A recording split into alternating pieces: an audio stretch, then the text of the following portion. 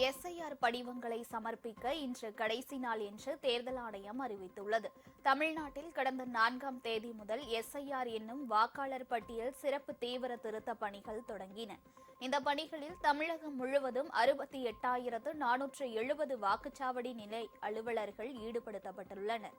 மேலும் வாக்குச்சாவடி நிலை முகவர்களாக 2,46,000 பேர் களத்தில் உள்ளனர். முதல் நாளில் இருந்தே வீடு வீடாக சென்று வாக்காளர்களுக்கு கணக்கீட்டு படிவங்களை வாக்குச்சாவடி நிலை அலுவலர்கள் கொடுத்து வருகின்றனர். பல இடங்களில் வாக்குச்சாவடி அமைவிடங்களுக்கு வரச்சொல்லி வாக்காளர்களுக்கு கணக்கீட்டு படிவங்களை அளிக்கின்றனர். இந்த நிலையில் எஸ்ஐஆர் படிவங்களை சமர்ப்பிக்கும் பணிகள் இன்றுடன் முடிவடைய உள்ளது. தமிழ்நாட்டில் உள்ள 6,41,14,587 வாக்காளர்களில் 6,41,10,380 பேருக்கு எஸ்ஐஆர் விண்ணப்பம் வழங்கப்பட்டுவிட்டதாக தேர்தல் ஆணையம் தெரிவித்துள்ளது.